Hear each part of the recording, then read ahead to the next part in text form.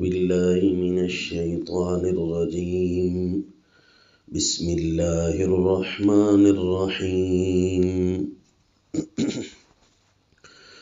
رب قد آتيتني من الملك وعلمتني من تأويل الأحاديث فاطر السماوات والأرض أنت ولي في الدنيا والآخرة توفني مسلما وألحقني بالصالحين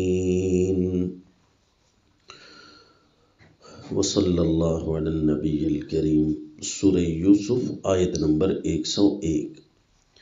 سیدنا یوسف علیہ السلام کی دعا ہے کہ جب رب کریم نے آپ پر سارے حالات و امتحانات و انعامات پورے کیے، آپ جیل سے نکل کر حکمران بنے، گھر والوں کی جدائی کے بعد وہ جدائیاں ختم ہوئیں، بھائیوں، رشتہ داروں، والدین ان سب کے ساتھ مل گئے، بڑی خوبصورت اور پرسکون ماحول میسر ہوا، اللہ کے پیغمبر ہر طرح سے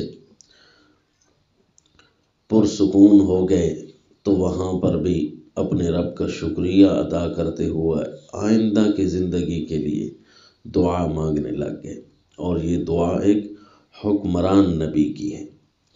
چنانچہ فرمایا رب قد آتیتنی من الملک وعلمتنی من تأویل الاحادیث، اے میرے رب آپ نے مجھے بادشاہت دی، وعلمتنی من تأویل الاحادیث، اور آپ نے مجھے سکھائی مشکل کاموں کا انجام۔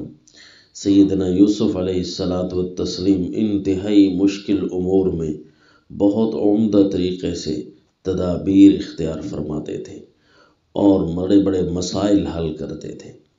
جس طرح کے بادشاہ وقت کو خواب آیا تو خواب بھی مشکل امور میں سے ہوتا ہے کہ اس کی گتھیوں کو سلجھانا، سلجھی ہوئی چیز واضح کر دینا، اگر کوئی الجھن پیدا ہو جائے اسے خوبصورت انداز سے سلجھانا، یہ سیدنا یوسف علیہ السلام کا کام تھا۔ جس طرح کے بہت زیادہ ظلم و ستم کی چکیوں میں پستے رہے، اور لیکن رہائی کے وقت آپ نے وہ ایک بہت بڑی جو آپ پر مشکل آئی تھی اس کو بڑی خوبصورت انداز سے حل کیا کہ میرے اوپر بہتان لگا کر جیل میں بھیجا گیا تھا، اس کا کیا بنا۔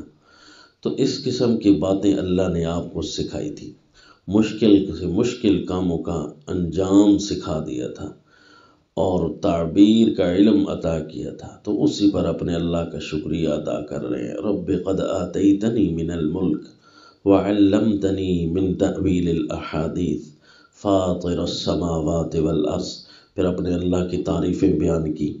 اے میرے رب، میں ہی کیا، تو آسمان و زمین کا خالق اور بنانے والا ہے، بغیر نقشوں کے تعمیر کرنے والا ہے، مجھے بھی بنایا ہے، مجھے بھی مشکل سے مشکل کاموں کا انجام سکھایا ہے، لیکن بڑی بڑی چیزیں کائنات میں اور ہیں، ان سب کا خالق تو ہی ہے۔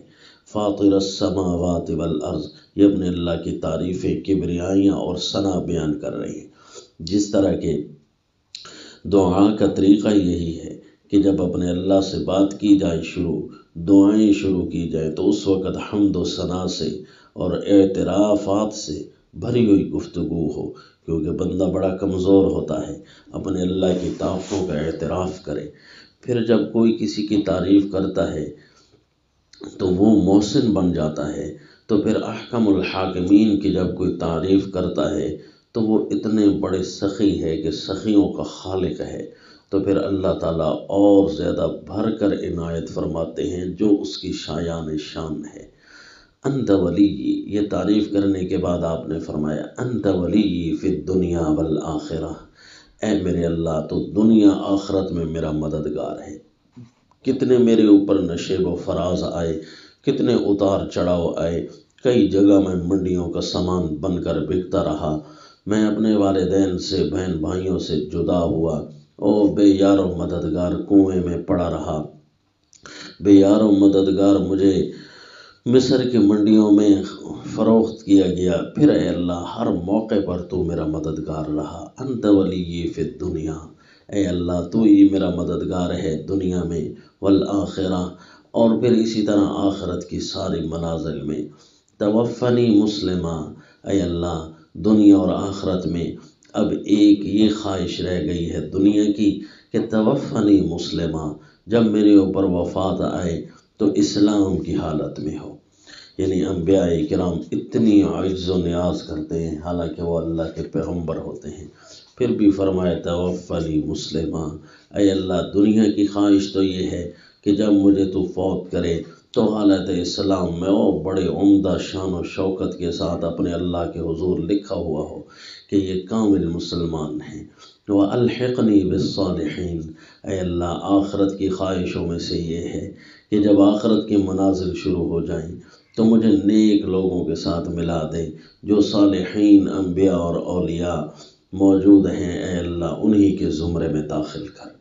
یہ ایک حکمران نبی کی دعا ہے کہ جب اپنے اوپر ہونے والے انعامات کا تذکرہ کر کے پھر بھی جو اصل مانگت ہے وہ یہ لے لی، اے اللہ ہم کیا کر سکتے ہیں تیرے بغیر، انت ولی فی الدنیا والآخرہ توفنی مسلما والحقنی بالصالحین۔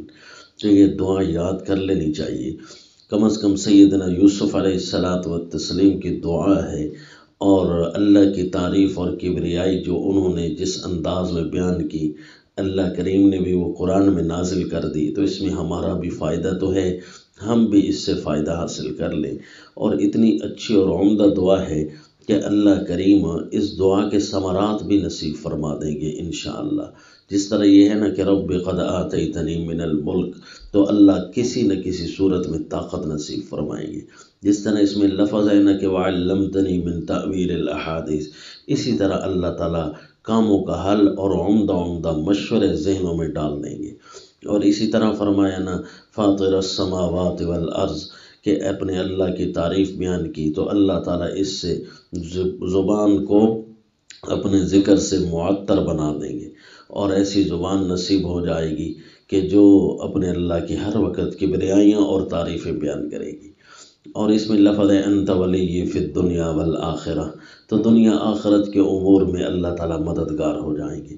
توفنی مسلما والحقنی بالصالحین، جب یہ نبیوں کی خواہش ہے تو پھر ہماری کیوں نہیں ہوگی؟ تو یہ ایک حکمران نبی تھے جن کی ایک دعا یہاں بیان ہوئی، اور ایک دعا ان کی اس حکومت سے پہلے کی ہے، تو وہ دعا یہ تھی رب السجن احب الی مما یدعوننی الیہ والا تصرف عنی کیدہن اصب الیہن واکن من الجاہلین۔ جب ان عورتوں نے تنگ کیا نا، جب سیدنا یوسف علیہ السلام نے دیکھا کہ دبدبہ مال اور حکمرانی بھی ان کی طرف ہے، تو پھر وہاں دعا کیا اے اللہ میرا دین بچانا، اے اللہ میری مددگار ہو جا، چاہے مجھے جیل میں جانا پڑے تب بھی میرے دین میں اللہ بچا لے۔ یعنی انبیاء کا اول اور آخر ہوتا سارا کا سارا اللہ ہے، یعنی ابتدا بھی اللہ ہے، ہماری انتہا بھی اللہ ہے۔ تو یہ دعا تھی ایک حکمران نبی کی، حکمرانی کے بعد کی جب سب کچھ مل چکا ہے، اور اس سے پہلے کی بھی۔ اسی طرح قرآن میں ایک اور نبی بھی ہے سیدنا سلیمان علیہ السلام، یہ بھی حکمران پیغمبر ہیں۔ جب ان کی بھی اسی طرح دو دعائیں ہیں، ایک حکمرانی سے قبل اور ایک حکمرانی کے بعد۔ جب آپ کو اللہ تعالیٰ نے حکمرانی نصیب کرنا چاہیے تو آپ نے یوں دعا کی تھی رب اغفر لی وہب لی ملکا لا ینبغی لأحد من بعدی انک انت الوہاب۔ اے اللہ مجھے معاف کر، یعنی مغفرت کے سوالات پہلے کر دیے، اے اللہ مجھے معاف کر، وہب لی ملکا لا ینبغی لأحد من بعدی انک انت الوہاب۔ اے اللہ مجھے ایسی حکمرانی نصیب فرما کہ میرے بعد وہ کسی کو ملنی مناسب ہی نہ ہو۔ یعنی یہ دوسروں کے لیے بد دعا نہیں کی، پر اپنے لیے دعا کی اور انداز یہ اختیار فرمایا کہ جتنی بھی حکمرانیاں بعد میں ملنی ہے نا، اے اللہ ان سب سے بڑی حکمرانی مجھے نصیب فرما۔ یعنی کسی کی حکمرانی روکنے کی دعا نہیں کی، ان کو تو ملنی ہے جو ملنی ہے، اے اللہ ان سب سے بڑی حکمرانی نصیب فرما۔ کیونکہ اللہ کے پیغمبر یہ اپنے باپ بھی ان کے بادشاہ تھے، سیدنا داؤد علیہ الصلاۃ والتسلیم، تو ان کی خواہشات بھی کیسی عمدہ ہیں کہ یہ چاہتے ہیں کہ اللہ پوری زمین کی حکمرانی مل جائے تاکہ تیرا حکم نافذ کرتا چلوں۔ تو یہ خواہش بچپن سے ہی تھی، تو اب بڑے ہو کر بھی یہی دعا فرما رہے ہیں، رب اغفر لی وہب لی ملکا لا ينبغی لأحد من بعدی، اے اللہ ایسی حکمرانی نصیب فرما کہ میرے بعد کسی اور کو وہ ہو ہی نہیں، تو مجھے ایک دفعہ یہ نصیب کر تاکہ تیری پوری زمین پر تیرا حکم نافذ ہو۔ اور ہوا بھی اسی طرح، جب ملک سبا کا پتہ چلا کہ وہاں سورج کی عبادت کرنے والے موجود ہیں، تو آپ نے فوراً لشکر کشی کا حکم صادر فرما دیا اور پہلے ان کو پیغام بھیجا کہ تمہیں کیا چاہیے، اللہ کا حکم زمین پر نافذ کرنا ہے کہ نہیں کرنا؟ اگر تو اللہ کا حکم نافذ کرو گے تو یہ بادشاہت تمہارے حوالے کر دوں گا، کیونکہ تم کتاب اللہ کے تابع آ جاؤ گے، اور اگر تم زمین کی حکمرانی چاہتے ہو فقط اپنی، اللہ کا حکم نہیں چاہتے، تو پھر میں آ رہا ہوں جہاد کرنے کے لیے، تمہیں یہاں سے اتار کر اپنے اللہ کا حکم نافذ کروں گا۔ یعنی دنیا کی خواہش پھر بھی نہیں، ابتدا اور انتہا صرف اور صرف اللہ ہے۔ تو فرمایا رب اغفر لی وہب لی ملکا لا ينبغی لأحد من بعدی انک انت الوہاب۔ جس طرح سیدنا یوسف علیہ السلام کی ایک دعا حکمرانی سے قبل ہے، تو اسی طرح سیدنا سلیمان علیہ السلام کی ایک دعا حکمرانی سے قبل ہے۔ اور اب دوسری دعا جو سیدنا سلیمان علیہ السلام نے حکمرانی کے بعد سب کچھ عطا ہونے کے بعد جو دعا کی، وہ بھی اتنی عمدہ ہے۔ سورہ النمل آیت نمبر 19 میں ہے، رب اوزعنی ان اشکر نعمتک التي انعمت علی وعلی والدی وان اعمل صالحا ترضاہ وادخلنی برحمتک فی عبادک الصالحین۔ دیکھیں انبیاء کے دعاؤں سے اندازہ لگائیں عام ان کے ذہنی پرواز کا، ذہنی وسعتوں کا، ذہنی افکار اور خیالات کا، کہ رب اوزعنی، اے میرے اللہ مجھے اور زیادہ توفیق دے، ان اشکر نعمتک التی انعمت علی وعلی والدی، کہ تاکہ تیری اس نعمت کی میں قدر کروں جو نعمت تو نے مجھے عطا کی ہے۔ حکمرانی اگر عطا کی ہے تو اس کی قدر کروں، نبوت جو عطا کی ہے تو اس کی جو قدر کا حق ہے وہ ادا کروں۔ کہ اللہ کے پیغمبر اپنی دعاؤں میں صرف اور صرف جو مرکزی نقطہ ہے وہ اپنے اللہ کو راضی کرنے والا، اپنے اللہ کے حکمرانی کو قبول کرنے والا، اپنے اللہ کے احکام کو سامنے رکھنا، یہ حالانکہ حکمران انبیاء ہے۔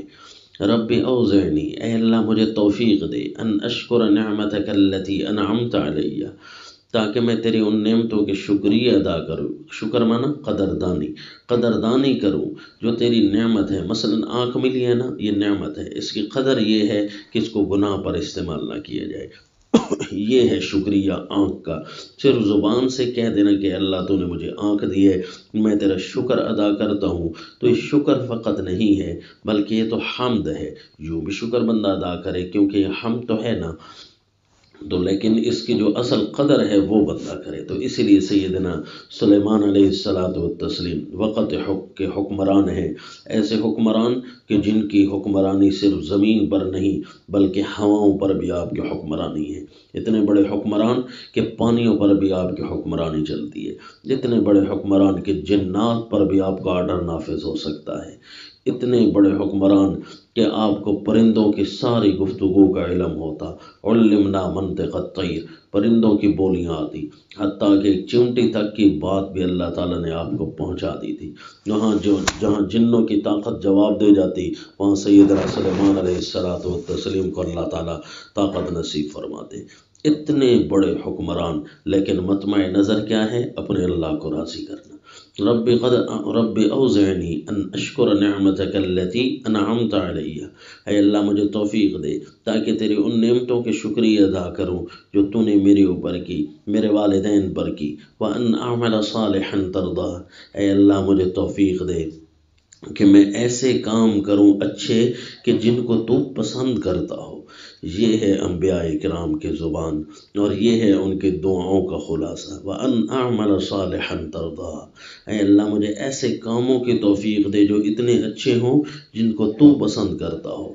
اور پھر فرمایا وَأَدْخِلْنِي بِرَحْمَتِكَ فِي عِبَادِكَ الصَّالِحِينَ، اے اللہ مجھے داخل کر دے اپنی خصوصی رحمت کے ساتھ اپنے نیک بندوں کی جماعت میں۔ جس طرح سیدنا یوسف علیہ السلام فرما رہے ہیں بینی، اسی طرح سیدنا یوسف علیہ السلام نے فرمایا وَأَلْحِقْنِي، اے اللہ مجھے داخل کر، مجھے ملا دے، وَأَلْحِقْنِي بِالصَّالِحِينَ، نیک لوگوں کے ساتھ۔ اور آپ دعا فرما رہے ہیں وَأَدْخِلْنِي بِرَحْمَتِكَ فِي عِبَادِكَ الصَّالِحِينَ، اے اللہ اپنے نیک بندوں میں ہم سب کو شامل کر دے۔